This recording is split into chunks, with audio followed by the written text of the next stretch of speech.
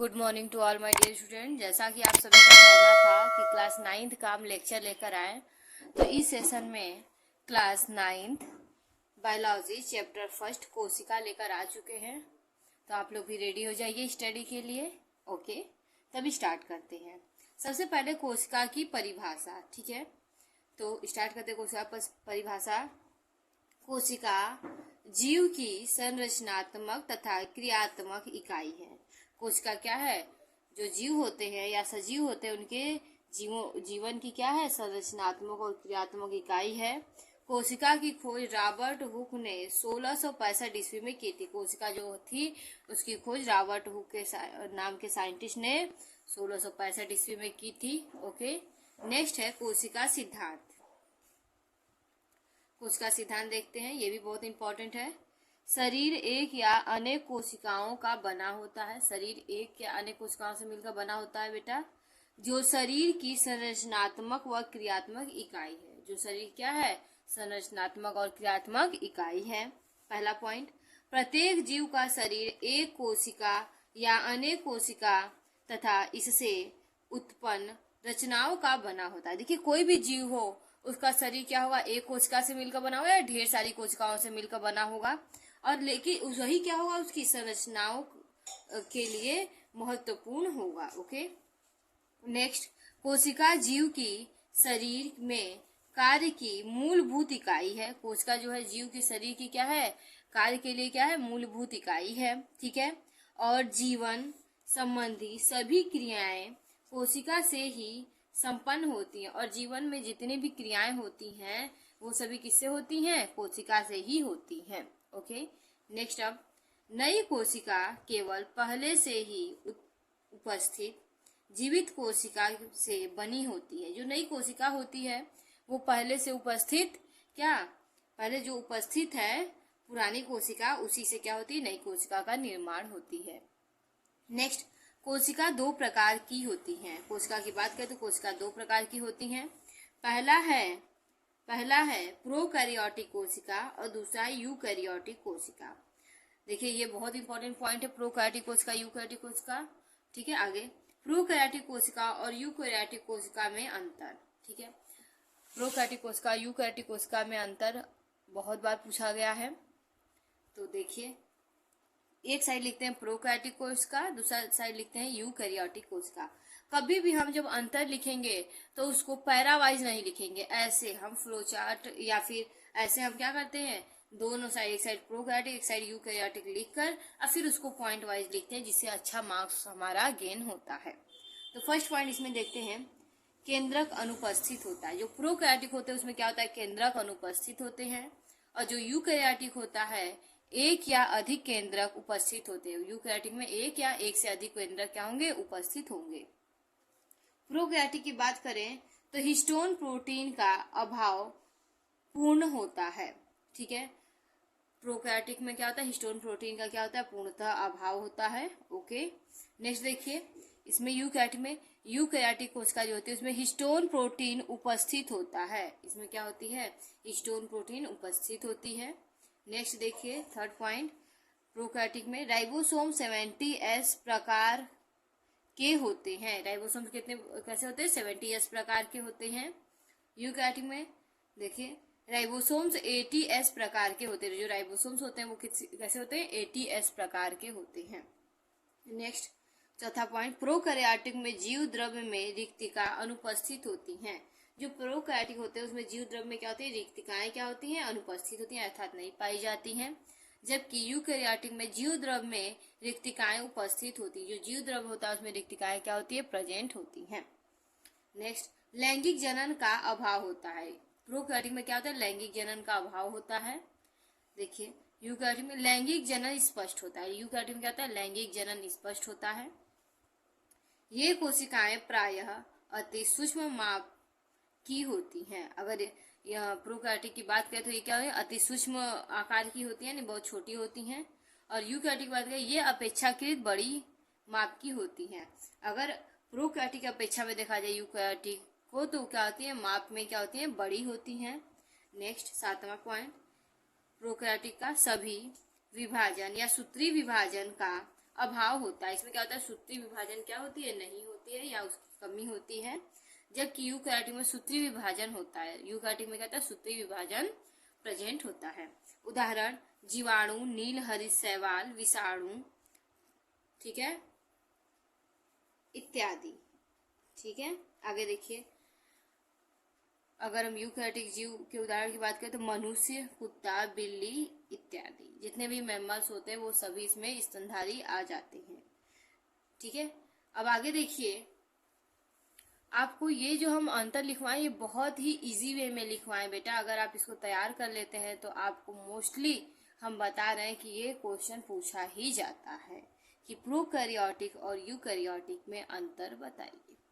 इससे easy language हमें नहीं लगता कि आपके बुक में होगा, तो इसको जरूर देख लीजिएगा और याद कर लीजिएगा। नेक्स्ट आगे बढ़ते हैं।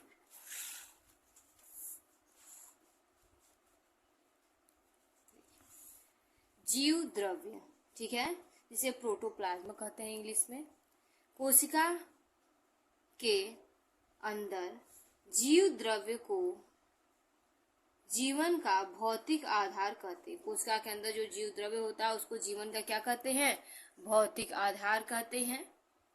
इसमें अब बात करेंगे हम माइटोकॉन्ड्रिया की। Mitochondria is a very important topic of this lesson, very important.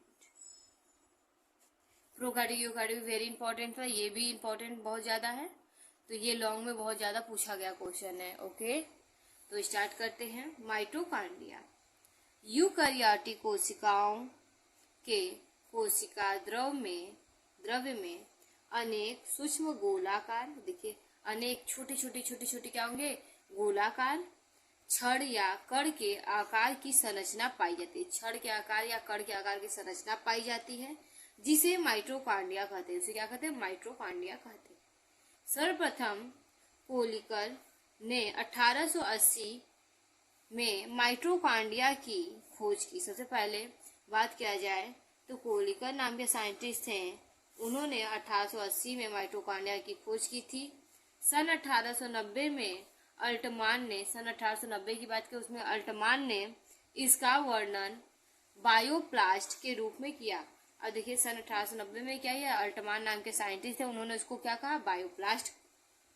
ठीक है, इसके बाद आते हैं बेंडा ने सन 1897 ईस्वी में इस रचना को माइटोकॉन्ड्रिया नाम दिया। देखिए लास्ट में बेंडा नाम के साइंटिस्ट थे, उन्होंने 1897 में इस संरचना जो थी उसको क्या कहा, माइटोकॉन्ड्रिया नाम दे दिया। ओके, नेक्स्ट आगे माइटोकॉन्ड्रिया के बारे में हम पढ़ते हैं, स्ट्रक्चर हमारे समझ से देखते हैं। चलिए, माइटोकॉन्ड्रिया बैक्टीरिया तथा नीलहरे शैवाल की कोशिकाओं को छोड़कर पौधों तथा जंतुओं की समस्त जीवित कोशिकाओं में पाया जाता है। अगर माइटोकॉन्ड्रिया की बात करें तो बैक्टीरिया, नीलहरी शैवाल ये सब में नहीं पाया जाता है।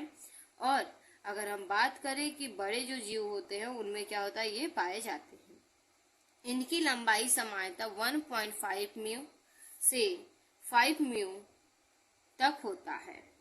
ओके, इसका व्यास 0.5 म्यू से 1.0 म्यू तक होता है। अगर हम इसकी व्यास की बात करें तो ये कितना होता है, 0.5 म्यू से 1.0 म्यू तक होता है। माइटोकॉन्ड्रिया की संख्या कोशिका में अलग अलग होती है। देखिए माइटोकॉन्ड्रिया की संख्या अलग अलग कोशिकाओं में अलग अलग पाए जा सकते हैं। अब हम बात करेंगे माइटोकॉन्ड्रिया की संरचना, स्ट्रक्चर ऑफ माइटोकॉन्ड्रिया के बारे में। तो संरचना देख लीजिए,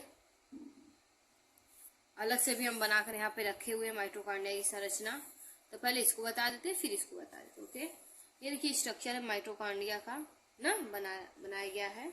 इसमें सबसे बाहरी लेयर जो होता है, देखिए वो क्या होता है, बाह्य कोशिका। देख लीजिए इसी में सबसे बाहरी वाला लेयर जो है, ये वाला, ये बाहरी लेयर, ये वाला यहाँ पे देखिए क्लियर है, ये है बाह्य कोशिका। फिर बाह्य कक्ष, जो अंदर वाला पार्ट होता है वो अंतः कक्ष। फिर उसमें डीएनए पाया जाता है, ठीक। फिर उसमें राइबोसोम्स भी होते हैं, छोटे छोटे कण। अंतः नलिका अवकाश होता है, देखिए नली के बीच में जो उंगलीनुमा संरचना है उसमें जो स्थान उसको अंतः नलिका अवकाश कहें। और उंगलीनुमा जो संरचना उसे क्रिस्टी कहते हैं। क्रिस्टी के ऊपर छोटे छोटे कण है जिसे F1 कण कहते हैं। ठीक है, अब हम क्या करें, क्रिस्टी को अलग से निकाले हैं और निकाल कर देखे हैं तो ये स्ट्रक्चर दिखा है। ओके, जहाँ पर ये क्या है, ये F1 कण है। ओके, अब आगे देखते हैं। F1 कण को जब हम निकाल कर देखें तो उसमें 3 पार्ट होते हैं, सिर, वृत्त और आधार। ये फोटो बहुत इंपॉर्टेंट है, जरूर इसको बनाइएगा अगर ये चीज करिएगा तो। अब आगे बढ़ते हैं। यहाँ देखिए, प्रत्येक माइटोकॉन्ड्रिया के चारों ओर जीव द्रव्य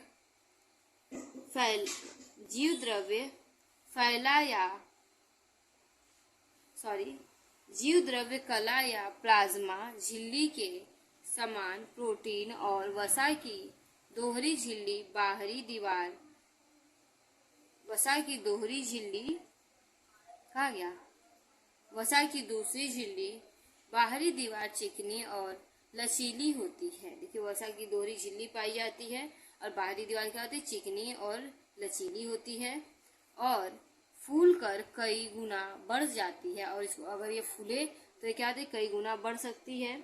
भीतरी परत अंदर धस कर अंगुली सदिश रचना, ठीक है, अंगुली सदिश रचना बनाती है। इसे क्या कहते हैं हम लोग, क्रिस्टी कहते हैं। ठीक है, ये देखिए क्रिस्टी ऐसे दिखाएगा, क्रिस्टी बनाती है। क्रिस्टी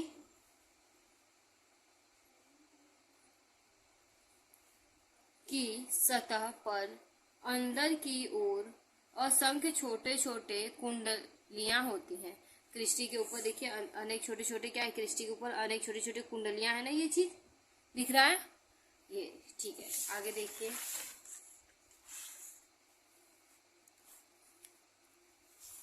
जिन्हें F1 कण, देखिए जिन्हें क्या, अनेक छोटे छोटे कुंडलियां, जिन्हें क्या कहेंगे, F1 कण या ऑक्सीसोम कहते हैं, जिन्हें F1 कण या ऑक्सीसोम कहते हैं। माइटोकॉन्ड्रिया की अर्ध तरल पदार्थ से भरी गुहा मैट्रिक्स कहलाती है। देखिए, माइटोकॉन्ड्रिया की अर्ध तरल पदार्थ से जो ये गुहा पूरी भरी हुई है, इसे क्या कहते हैं, मैट्रिक्स कहते हैं। ठीक है, इसमें देखिए डीएनए आरएनए बात हुई थी, तो डीएनए का फुल फॉर्म है डीऑक्सी न्यूक्लिक एसिड और आरएनए का बात होता है ribo nucleic acid. Full form जरूर देख लीजिएगा। आगे हम फंक्शन ऑफ माइटोकॉन्ड्रिया के कार्य की स्टडी करेंगे। ओके, नेक्स्ट देखिए, माइटोकॉन्ड्रिया को कोशिका का विद्युत गृह कहते हैं। माइटोकॉन्ड्रिया कोशिका क्या कहते हैं, विद्युत गृह कहते हैं। कोशिका की जैविक कार्य के लिए आवश्यक ऊर्जा माइटोकॉन्ड्रिया से ही प्राप्त होता है। देखिए, कोशिका की जो जैविक कार्य होती है उसके लिए क्या होता है, जो एनर्जी की रिक्वायरमेंट होती है वो किससे प्राप्त होती है, माइटोकॉन्ड्रिया से प्राप्त होती है। माइटोकॉन्ड्रिया में ऑक्सीशोषण होता है। माइटोकॉन्ड्रिया में क्या होता है, ऑक्सीशोषण होता है, जिसके फलस्वरूप उच्च ऊर्जा वाले एटीपी का निर्माण होता है। जिसके फलस्वरूप क्या होता है, उच्च ऊर्जा वाले एटीपी मींस एडिनोसिन ट्राइफॉस्फेट का क्या होता है, फॉर्मेशन होता है। एटीपी में गतिज ऊर्जा संचित होती है। एटीपी में क्या होती है, गतिज ऊर्जा संचित होती है। ठीक है, जो जैविक क्रियाओं के काम आती है, जो क्या जैविक क्रिया जो होती है उसके काम में आती है। नेक्स्ट हम पढ़ेंगे केंद्रक। ये भी बहुत इंपॉर्टेंट टॉपिक है, केंद्रक। देखिए, 2-3 टॉपिक ऐसे इसमें जो कि जिससे क्वेश्चन पूछते हैं। पहले कोशिका किसे कहते हैं, ठीक है, और इसकी खोज किसने की थी, कोशिका सिद्धांत के बारे में बताइए। पहला क्वेश्चन ये बनता है। सेकेंड क्वेश्चन बनता है माइटोकॉन्ड्रिया से आप क्या समझते हैं। माइटोकॉन्ड्रिया का चित्र के द्वारा वर्णन कीजिए और कार्य बताइए। दूसरा क्वेश्चन ये है। तीसरा क्वेश्चन होता है कि यूकैरियोटिक और प्रोकैरियोटिक में 5 अंतर या 10 अंतर, जो भी अंतर बताइए या अंतर स्पष्ट कीजिए। अब उसके बाद चौथा क्वेश्चन बनता है। देखिए, चौथा क्वेश्चन ये है कि केंद्रक मीन्स न्यूक्लियस की खोज किसने की थी, न्यूक्लियस किसे कहते हैं, न्यूक्लियस के कितने भाग पाए जाते हैं और न्यूक्लियस की संरचना का वर्णन कीजिए। ये 4 क्वेश्चन बहुत इंपॉर्टेंट है इस चैप्टर से। तो स्टार्ट करते हैं आगे, केंद्रक के बारे में पढ़ते हैं। ओके, देखिए, रॉबर्ट ब्राउन 1831 में केंद्रक की खोज की। रॉबर्ट ब्राउन नाम के साइंटिस्ट हैं। रॉबर्ट ब्राउन, उन्होंने 1831 ईस्वी में किसकी खोज की, केंद्रक की खोज की। सामान्यतः कोशिका में एक ही केंद्रक होते हैं। अगर सामान्यतः इन जनरल केस देखें तो कोशिका में कितने होते हैं, एक केंद्रक बस पाए जाते हैं। केंद्रक के निम्नलिखित 4 भाग होते हैं। केंद्रक की बात करें तो उसके क्या होते हैं, 4 भाग होते हैं। पहला अगर बात करें तो केंद्रक कला होता है। दूसरा अगर बात करें तो इसमें केंद्रक द्रव्य होता है। तीसरा केंद्रिका होता है और चौथा क्रोमेटिन धागे होते हैं। ओके, तो अब हम स्टार्ट करेंगे केंद्रक कला। पहला जो केंद्रक कला था वहां से स्टार्ट करेंगे। यह प्रोकैरियोटिक कोशिकाओं में पाया जाता है। ये किसमें पाया जाता है, प्रोकैरियोटिक कोशिकाओं में पाया जाता है। यह एक पारदर्शी पतली झिल्ली होती है। यह एक ट्रांसपेरेंट पतली झिल्ली होती है। ओके, अब हम बात करेंगे केंद्रक द्रव्य का। केंद्रक में मैट्रिक्स को केंद्रक द्रव्य या ठीक है कैरियोलिम्फ कहा जाता है। केंद्रक के जो मैट्रिक्स में क्या होता है, केंद्रक के मैट्रिक्स में जो द्रव भरा होता है उसे केंद्रक द्रव्य या फिर कैरियोलिम्फ कहा जाता है। यह न्यूक्लियो प्रोटीन से बना पदार्थ है। ठीक है, यह न्यूक्लियो प्रोटीन से बना होता है, जिसे देखिए यह कोलाइडल अर्ध तरल पदार्थ। यह कोलाइडल अर्ध तरल में ज्यादा गाढ़ा भी नहीं और ज्यादा पतला भी नहीं, ऐसा पदार्थ होता है। यह केंद्रक कला से घिरा होता है। ये किसे घिरा होता है, केंद्रक कला से घिरा हुआ होता है। ओके, केंद्रक कला भी आपको पढ़े, इसे क्या होता है, घिरा हुआ होता है ये द्रव्य। इसके बाद इसमें केंद्रिक और इसमें केंद्रिका है। यहाँ बेटा ये गलत लिखा गया है यहाँ। इसमें केंद्रिका और क्रोमेटिन धागे के अतिरिक्त, देखिए केंद्रिका और क्रोमेटिन धागे जो होते हैं उसके अतिरिक्त एंजाइम्स, खनिज लवण, आरएनए, राइबोसोम्स आदि पाए जाते हैं। इसमें आपको 4 ही बताएगा, लेकिन इसके अतिरिक्त भी क्या होता है, ये द्रव होता है इसमें एंजाइम, खनिज लवण, आरएनए, राइबोसोम्स भी पाए जाते हैं। अब नेक्स्ट पढ़ेंगे केंद्रिका। ओके, जिसे हम कहते हैं न्यूक्लियोलस। केंद्रिका की खोज सर्वप्रथम फोंटाना 1781 में की थी। फोंटाना नाम के साइंटिस्ट का नाम है, इन्होंने 1781 ईस्वी में इसकी खोज की थी। ठीक है, बोमेन 1840 में न्यूक्लियोलस नाम दिया। बोमेन ने 1840 ईस्वी में इसका नाम रखा न्यूक्लियोलस। ठीक है, केंद्रक के अंदर 1 या 2 केंद्रिकाएं होती हैं। केंद्र के अंदर 1 या 2 क्या होती है, केंद्रिकाएं होती हैं। ये किसी झिल्ली के अभाव में सीधे केंद्रक द्रव्य के संपर्क में रहती हैं। ये क्या होती हैं, सीधे कोई झिल्ली से नहीं पाता, इसीलिए सीधे क्या होती है, केंद्रक द्रव्य के संपर्क में रहती हैं। केंद्रिकाएं प्रोकैरियोटिक कोशिकाओं में नहीं पाई जाती। केंद्रिकाएं जो होती है वो प्रोकैरियोटिक कोशिकाओं में नहीं पाई जाती हैं। ये कोशिका विभाजन के समय लुप्त हो जाती हैं। जब कोशिका विभाजन होता है तो ये क्या होती है, गायब हो जाती हैं, लुप्त हो जाती हैं। केंद्रिका में प्रोटीन 85%, केंद्रिका जो होती है उसमें प्रोटीन कितना होता है, 85% होता है। आरएनए 10%, डीएनए 5% होता है। ठीक है, आरएनए 10% और डीएनए कितना होता है, 5% पाया जाता है। नेक्स्ट हम बात करेंगे क्रोमेटिन धागों की ना। तो देखिए केंद्रक द्रव्य में गहरा रंग लेने वाली पदार्थ से बनी धागे की सतह की रचना होती है। देखिए केंद्रक जो होता है वो गहरे रंग के पदार्थ में जो धागे होते हैं उनसे बनी एक संरचना है, जिन्हें क्रोमेटिन धागे या फिर क्रोमोनीमा कहते हैं। जिसे क्रोमेटिन धागे या क्रोमोनीमा कहा जाता है। ये धागे परस्पर मिलकर क्रोमेटिन जालिका बनाती है। ये धागे जब आपस में मिल जाएंगी तो क्या बनाएंगी, क्रोमेटिन जालिका बनाती हैं। ठीक है, फिर देखिए कोशिका विभाजन के समय क्रोमेटिन धागे एक दूसरे से पृथक होकर गुणसूत्र बनाते हैं। जब कोशिका विभाजन होता है, सेल डिवीजन होता है, तो ये क्या होती है, एक दूसरे से जुड़कर क्या बनाती हैं, पृथक होकर गुणसूत्र का क्या करती है, फॉर्मेशन करती है। देखिए ये स्ट्रक्चर हो गया, स्ट्रक्चर ऑफ न्यूक्लियस। ठीक है,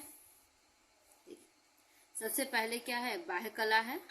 ठीक है, उसके ऊपर छोटे छोटे राइबोसोम्स हैं ढेर सारे। ठीक। अंदर अगर ये धंसा हुआ जो स्ट्रक्चर है इसे क्या कहते हैं, केंद्रक छिद्र कहते हैं।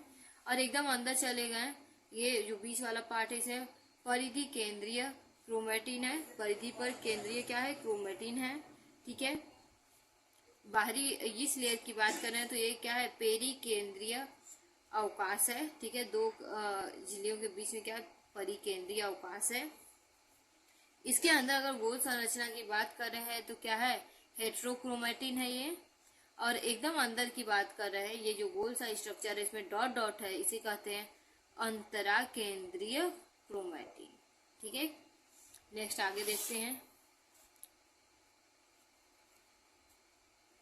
केंद्रक का कार्य या फिर फंक्शन ऑफ न्यूक्लियस। ठीक है। देखिए, केंद्रक कोशिका की सभी जैविक क्रियाओं को नियंत्रित एवं नियमित करता है।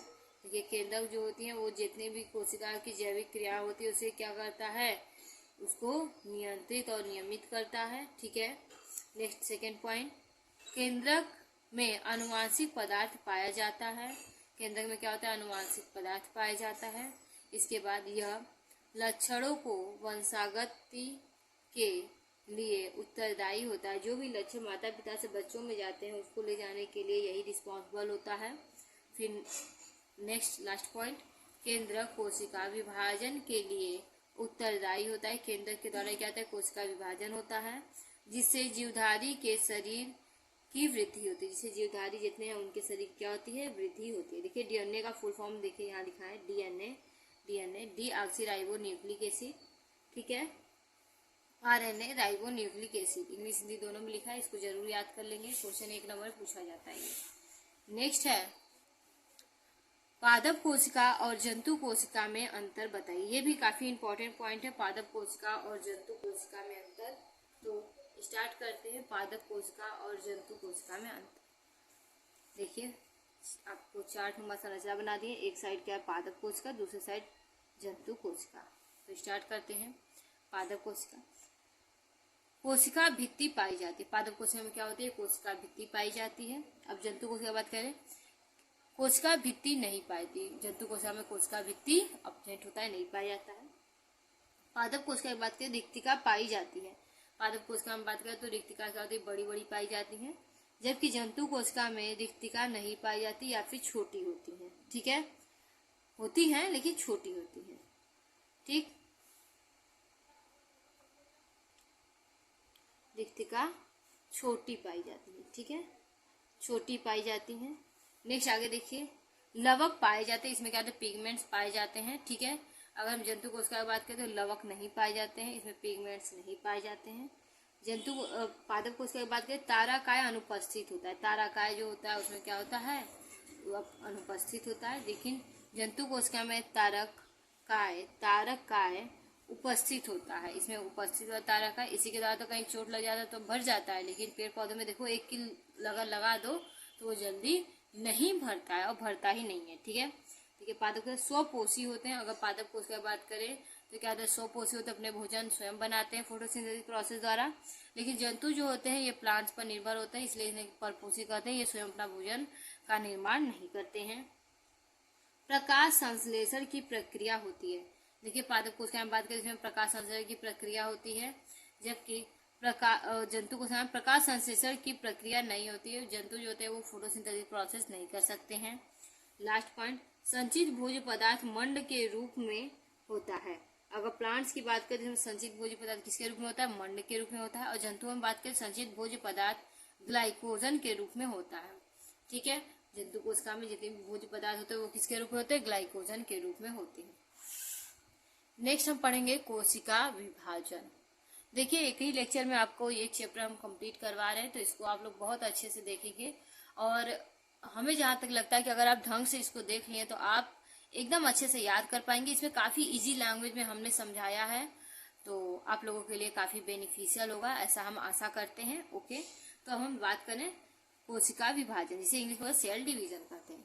जीवधारियों के वृद्धि के लिए नई कोशिका का निर्माण होता है। जीवधारी जो होते हैं उनके वृद्धि के लिए, यानी उनकी हाइट या फिर लंबाई चौड़ाई जो भी बढ़ते हैं उसके लिए क्या करते हैं, कोशिका विभाजन होना बहुत जरूरी है या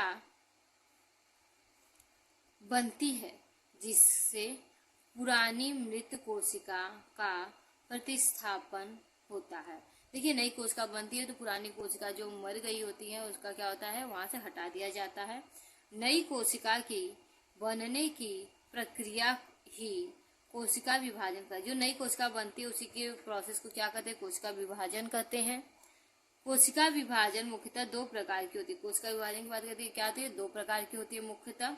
पहला है समसूत्री विभाजन और दूसरा है अर्धसूत्री विभाजन। ठीक है, तो सबसे पहले पढ़ेंगे समसूत्री विभाजन। जब एक मातृ कोशिका से दो पुत्री कोशिका का निर्माण होता है तो उसे समसूत्री विभाजन कहते हैं। जबकि जब एक मातृ कोशिका है उसे दो पुत्री कोशिका क्या होते हैं, फॉर्मेशन होता है, उसे क्या कहते हैं, समसूत्री विभाजन कहते हैं। और यह अपनी मातृ कोशिका के जैसी ही होती है, जैसे 2n है तो उसे 2n ही बनेगा। ओके, अब इसका हम बात करते हैं अर्धसूत्री विभाजन का। जब एक मातृ कोशिका से 4 पुत्री कोशिका का निर्माण होता है तो उसे अर्धसूत्री विभाजन कहते हैं। देखिए, एक मातृ कोशिका है उसे 4 पुत्री कोशिका का निर्माण होता है, उसे कहते हैं अर्धसूत्री विभाजन। लेकिन इसमें जो मातृ कोशिका के समान पुत्री कोशिका नहीं होती। देखिए यहाँ पे देख सकते हैं 2n से 4 n बन रहा है, लेकिन 2n नहीं बना था, उसकी क्या हो रही है, आधी हो जा रही है, अर्थात उसके समान नहीं है। नेक्स्ट हम पढ़ेंगे लाइसोसोम। लाइसोसोम में बहुत शक्तिशाली, ठीक है, पाचककारी एंजाइम पाए जाते हैं जो जटिल पदार्थ को, जो क्या कहते हैं, जटिल पदार्थ को सरल पदार्थ में बदल देते हैं। इसमें हाइड्रोलिटिक एंजाइम पाए जाते हैं जो क्या कहते हैं, जटिल पदार्थ को सरल पदार्थ में बदलने का कार्य करते हैं। कोशिकीय उपापचय या चयापचय में व्यवधान के कारण जब कोशिका क्षतिग्रस्त या मृत हो जाती हैं तो लाइसोसोम फट जाता है और एंजाइम अपने ही कोशिका को पचा लेता है, इसलिए इसे आत्मघाती थैली भी कहते हैं। देखिए, क्वेश्चन पूछा जाता है आत्मघाती थैली किसे कहते हैं, तो आपको पता है लाइसोसोम। जब भी कोई ऐसा उपचय चलता है या फिर कुछ ऐसा प्रॉब्लम होता है कोशिकाओं में तो क्या होता है, लाइसोसोम ब्लास्ट हो जाता है और इससे वो सभी उसके जितने भी सेल हैं वो सेल के में अंदर जो भी ऑर्गेनेल्स है वो तो हाइड्रोलिटिक एंजाइम पड़ने के कारण मर जाते हैं। उसके साथ ही क्या होता है कि खुद लाइसोसोम भी मर जाता है। ठीक है, ब्लास्ट किया तो मर गया, इसीलिए उसे क्या कहते हैं, आत्मघाती थैली कहते हैं। ठीक है, नेक्स्ट हम पढ़ेंगे रसधानियां। रसधानियां ठोस अथवा तरल पदार्थ की संग्रह थैली है। रसधानी की बात करें तो वो ठोस अथवा तरल पदार्थ को क्या करता है, संग्रह करता है। ठीक है, जंतु कोशिका में रसधानियां छोटी होती हैं। अगर रसधानी की बात करें तो जंतु कोशिका में क्या होती है, छोटी होती है, जबकि पादप कोशिका में बड़ी बड़ी होती है। पादप कोशिका की बात करें उसमें बड़ी बड़ी रसधानियां होती हैं।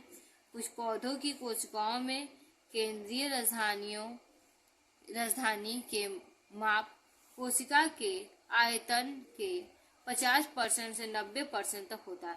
जो कोशिका उसके क्या होता है, उसके कंपेरिजन में उसका जो रसधानी होती है वो 50 से 90% इतना बड़ा हो सकता है। ठीक है, नेक्स्ट है प्लास्टिड।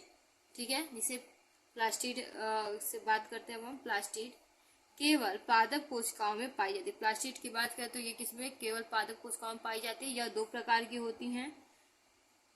पहला है क्रोमोप्लास्ट, दूसरा है ल्यूकोप्लास्ट। जिस क्रोमोप्लास्ट में क्लोरोफिल वर्णक होता है उसे क्लोरोप्लास्ट कहते हैं। ठीक है, देखिए जिस क्रोमोप्लास्ट में क्या होगा कि क्लोरोफिल वर्णक पाया जाएगा उसे क्या कहेंगे, क्लोरोप्लास्ट कहेंगे। पौधे में क्लोरोप्लास्ट उपस्थित होता है। पौधे जितने होते हैं उसमें क्या होता है, क्लोरोप्लास्ट प्रेजेंट होता है, क्लोरोप्लास्ट है यहाँ। ठीक है, जो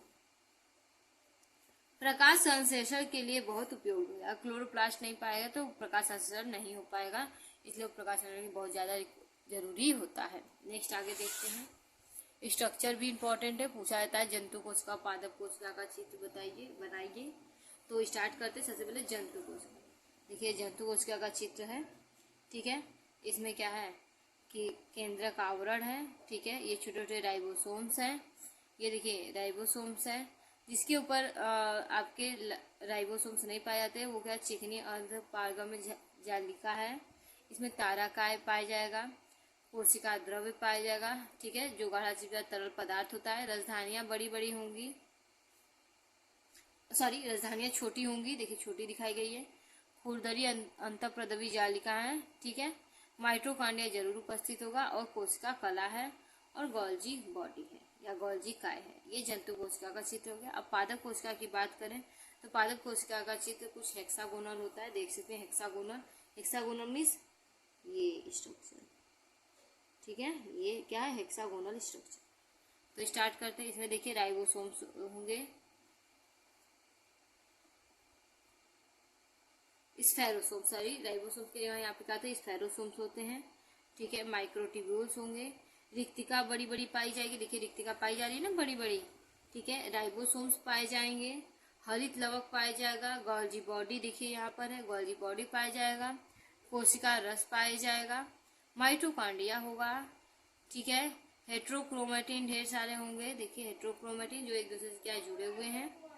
केंद्रक द्रव्य होगा, केंद्रक झिल्ली होगा, रिक्तिका पाई जाएंगी, देखिए यहाँ भी रिक्तिका, यहाँ भी रिक्तिका, दो रिक्तिका इसमें पाई जा रही हैं। अंतःप्रदवी जालिका होगा, ठीक है। कोशिका कला होगा और कोशिका झिल्ली से क्या होगा, पूरा आवरण घिरा हुआ होगा, ठीक है। नेक्स्ट हम बात करेंगे, ये हो गया आपका पादप कोशिका का चित्र। नेक्स्ट अब स्टडी किया जाएगा गोल्जी बॉडी का या फिर गोल्जी काय जिसे कहते हैं। ओके, स्टार्ट करते हैं तब। गोल्जी काय की खोज सर्वप्रथम कैमिलो गोल्जी 1898 में की थी। कैमिलो गोल्जी नाम के साइंटिस्ट हैं, उन्होंने गोल्जी बॉडी का खोज किया था 1898 ईस्वी में। ये नील हरे शैवाल, जीवाणु, माइटोकॉन्ड्रिया को छोड़कर, देखिए नील हरे शैवाल, जीवाणु और माइटोकॉन्ड्रिया को छोड़कर अन्य सभी जीवधारियों के कोशिकाओं में पाए जाते हैं, ठीक है। ये तीन में बस नहीं पाए जाएंगे, नील हरी शैवाल जो है, ठीक है, जीवाणु, दो में नहीं पाए जाते, नील हरी शैवाल और जीवाणु में नहीं पाएंगे, बाकी सभी जीवधारियों में पाए जाते हैं। पौधों में गोल्जी काय को, ठीक है, प्लांट्स में जो गोल्जी काय होते हैं उन्हें क्या कहते हैं, डिक्टियोसोम कहते हैं। ओके, अब संरचना की बात करें तो ये संरचना है गोल्जी बॉडी का, ये प्लेट के ऊपर प्लेट नुमा संरचना होती है। तो इसमें सबसे ऊपर बात करें कि ये प्लेट नुमा संरचना यानी गोल संरचना, उसमें से क्या है, थोड़ा सा स्ट्रक्चर देख रहे हैं आप इसका, तो ये सबसे ऊपर जो गोला गोला है इसको कहते हैं आवृत बेसिकल्स कहते हैं। दूसरा उससे छोटा होता है जिसे सपाट बेसिकल्स कहते हैं। इसमें देखिए सैक्यूल्स पाए जाते हैं ढेर सारे, फिर इकाई झिल्ली भी ढेर सारी पाई जाती है, देखिए हर जगह सबको कनेक्ट करने के लिए इकाई झिल्ली होती है। हम गोल्जी बॉडी की कार्य के बारे में बात करते हैं। गोल्जी काय पादप कोशिका में कोशिका विभाजन के समय कोशिका पट्टी तथा कोशिका भित्ति के निर्माण में सहायक होता है। जब गोल्जी बॉडी क्या होता है, कोशिका विभाजन होती है तो कोशिका पट्टी या कोशिका भित्ति का निर्माण करता है। देखिए गोल्जी काय का मुख्य कार्य अपनी झिल्लियों द्वारा प्राथमिक लाइसोसोम्स का निर्माण करना होता है, ठीक है। गोल्जी काय होता है, उसका मुख्य कार्य क्या होता है कि अपनी झिल्लियों द्वारा प्राथमिक लाइसोसोम का निर्माण करना होता है। नेक्स्ट पढ़ेंगे अंतःप्रदवी जालिका, इंडोप्लाज्मिक रेटिकुलम जिसे कहते हैं। अंतःप्रदवी जालिका की खोज KR, ठीक है, पोर्टर ने सन 1945 ईस्वी में की थी। KR पोर्टर नाम के साइंटिस्ट थे, उन्होंने अंतःप्रदवी जालिका की खोज की थी। ये केंद्रक कला से कोशिका कला तक फैली रहती है। ये केंद्रक कला से कोशिका कला तक क्या होती है, पूरी फैली हुई होती है। यह सभी सुकेंद्रीय कोशिकाओं में पाई जाती है। जितनी भी सुकेंद्रीय में जिसमें भी केंद्रक पाया जाता है उनकी कोशिकाओं में जरूर पाया जाता है। जीवाणु एवं नील हरे शैवाल में इसका अभाव होता है, जीवाणु और नील हरे शैवाल में ये नहीं पाया जाता है। ये लाइसोप्रोटीन की दोहरी इकाई झिल्ली से बनी होती है। ये लाइसोप्रोटीन की दोहरी इकाई झिल्ली से क्या होती है, बनी हुई होती है। इसका स्ट्रक्चर आप लोग देख सकते हैं, ठीक है, ये इसका स्ट्रक्चर है। देखिए बायोलॉजी में स्ट्रक्चर बहुत इंपॉर्टेंट होता है, तो इस पर विशेष ध्यान दें। नेक्स्ट है अंतःप्रद्रवी जालिका के प्रकार, टाइप्स ऑफ एंडोप्लाज्मिक रेटिकुलम। अंतःप्रद्रवी जालिका मुख्यतः दो प्रकार के होते हैं, ठीक है। पहला है सपाट अंतःप्रद्रवी जालिका, जिसे स्मूथ एंडोप्लाज्मिक रेटिकुलम कहते हैं। दूसरा कणिकामय अंतःप्रद्रवी जालिका, जिसे ग्रेनुलर एंडोप्लाज्मिक रेटिकुलम कहते हैं। सबसे पहले हम पढ़ेंगे सपाट अंतःप्रद्रवी जालिका, ठीक है, जिसे स्मूथ एंडोप्लाज्मिक रेटिकुलम कहते हैं, उसकी स्टडी करेंगे। इसकी बाहरी कला सपाट व चिकनी होती है। इसकी बाहरी लेयर की बात करें तो वो क्या होती है, सपाट और चिकनी होती है, अर्थात इस पर राइबोसोम्स नहीं पाता। इसका मतलब कि इस पर क्या होता है, राइबोसोम्स नहीं पाए जाते हैं। ये प्रोटीन संश्लेषण में भाग नहीं लेते, ये प्रोटीन के फॉर्मेशन में क्या होते हैं, पार्टिसिपेट नहीं करते हैं। नेक्स्ट है कणिकामय अंतःप्रद्रवी जालिका, ठीक है, ग्रेनुलर एंडोप्लाज्मिक रेटिकुलम। इसकी बाहरी कला खुरदरी होती है। इसकी जो बाहरी लेयर होती है वो क्या होती है, स्मूथ नहीं होती है, ग्रेनुलर होती है। ओके, नेक्स्ट है अर्थात इसके सतह पर राइबोसोम्स पाए जाते हैं। इसका मतलब कि इसके सतह पर क्या होंगे, राइबोसोम्स पाए जाएंगे। ये प्रोटीन संश्लेषण में भाग लेते हैं, ये प्रोटीन के फॉर्मेशन में क्या होते हैं, पार्टिसिपेट करते हैं। कार्य की बात करें अगर हम एंडोप्लाज्मिक रेटिकुलम के, तो यह विभिन्न प्रकार के आवागमन पर नियंत्रण रखती है। ये विभिन्न प्रकार जो आवागमन होते हैं उस पर क्या होते हैं, कंट्रोल रखता है। दूसरा पॉइंट, सपाट अंतःप्रद्रवी जालिका ग्लाइकोजन संग्रह में सहायक होता है। देखिए जो सपाट एंडोप्लाज्मिक रेटिकुलम होता है वो ग्लाइकोजन के संग्रह में क्या होता है, सहायक होता है। थर्ड एंड लास्ट पॉइंट, कणिकामय अंतःप्रद्रवी जालिका प्रोटीन संश्लेषण में सहायक होती है। जो कणिकामय अंतःप्रद्रवी जालिका में ग्रेनुलर एंडोप्लाज्मिक रेटिकुलम होता है, ये प्रोटीन के फॉर्मेशन में भाग लेता है।